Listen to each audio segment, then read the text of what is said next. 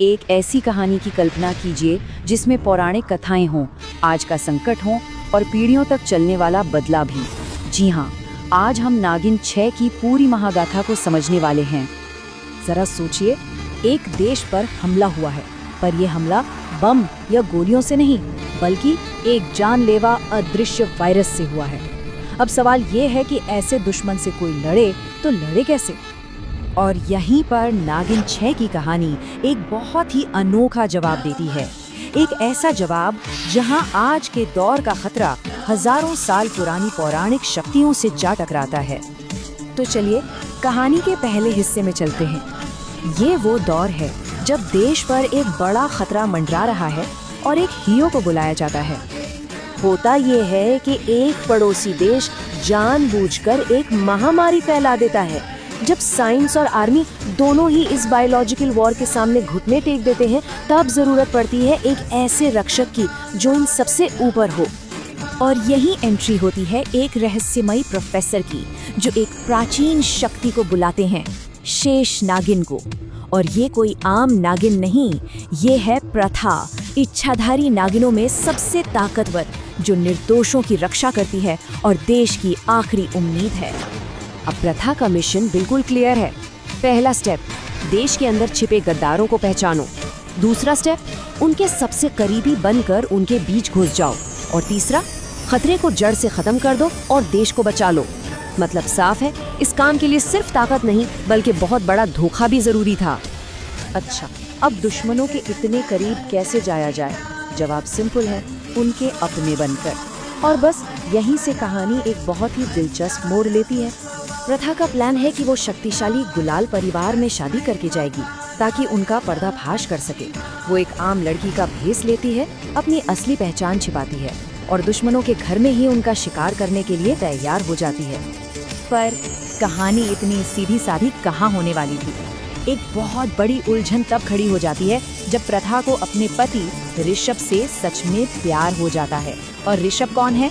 एक देशभक्त army officer. बस यहीं से उसके दिल और दिमाग की असली जंग शुरू होती है। तो अब सोचिए, एक तरफ है शेष नागिन का कर्तव्य, जो कहता है कि हर गद्दार को खत्म करना है, चाहे वो कोई भी हो। और दूसरी तरफ है प्रथा का दिल, जिसमें एक ऐसे इंसान के लिए प्यार है जिसका परिवार उसके टारगेट पर है। फर्ज और प्यार के बीच ये कश्मकश बहुत बड़ी थी। और जब प्रथा इस फर्ज और प्यार की उलझन में फंसी ही होती है, तभी कहानी में आता है वो ट्विस्ट जो सब कुछ पलट कर रख देता है। एक ऐसा विश्वासघात जिसके बारे में कोई सोच भी नहीं सकता था। जिस पल प्रथा अपना मिशन पूरा करती है, उसे धोखा मिलता है। और ये धोखा किसी दुश्मन से नहीं, बल्कि उन दो लोगों से मिलता है जिन पर वो अपनी जान से ज्यादा भरोसा करती थी। तो होता क्या है? मिशन पूरा होता है, गद्दार हार जाते हैं, लेकिन तभी उसकी अपनी बहन महक और पति ऋषभ उसी के खिलाफ हो जाते हैं। उसे झूठे इल्जाम में फंसाकर जेल भेज दिया जाता है और इसी दौरान वो अपना अजन्मा बच्चा भी खो देती है। बस यहीं से जन्म लेती है बदले की एक नई भयानक कसम। अब कहानी एक लंबी छलांग लेती है। एक हीरो शायद हार गया, लेकिन उसकी विरासत वो खत्म नहीं होती, बल्कि एक नई पीढ़ी के रूप में वापस लौटती है। पूरे 20 साल बीत जाते हैं।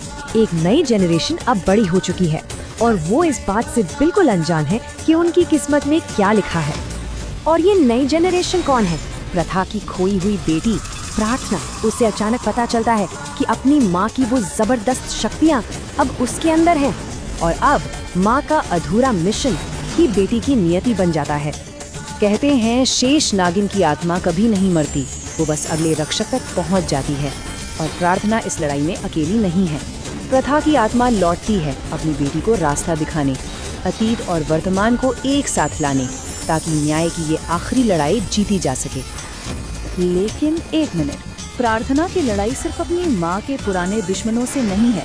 उसे पता चलता है कि असली खतरा तो कहीं ज्यादा गहरा और ज्यादा खतरनाक है। उसे पता चलता है कि ये साजिश बहुत बड़ी है। इसमें प्राचीन बुरी शक्तियाँ शामिल हैं, नागलोक के अपने ही गद्दार नाग शामिल हैं। और इस सब के पीछे जो मास्टरमाइंड है, वो कोई और नहीं बल्कि उसकी अपनी मौसी महक है। तो अब प्रार्थना का फाइनल मिशन सिर्फ बदला नहीं रह जाता, उसे पवित्र नागमणि की रक्षा करनी है, महक की बुरी ताकतों को हराना है, अपने प्यार रघु के साथ एक होना है और आखिर में पूरी दुनिया को तबाही से बचाना है। और इस जंग में अपने साथी रघु के साथ मिलकर प्रार्थना को बहुत कुछ दांव पर लगाना पड़ता है, क्योंकि राष्ट्र की रक्षा और न्याय के लिए बड़ी कुर्बानियां देनी पड़ती हैं। हर जीत की एक कीमत होती है। और आखिरकार अच्छाई की जीत होती है, बुराई का अंत होता है, महक हार जाती है और दुनिया एक बार फिर महफूज हो जाती है। धोखे और बदले का वो दर्दनाक सफर आखिरकार खत्म होता है। तो कहानी तो यहाँ खत्म हो जाती है, फिर एक सवाल पीछे छोड़ जाती है कि जब कोई नया संकट आएगा तब उस पुकार का जवाब देने कौन आएगा? क्योंकि दुनिया को एक रक्षक की जरूरत तो हमेशा रहेगी।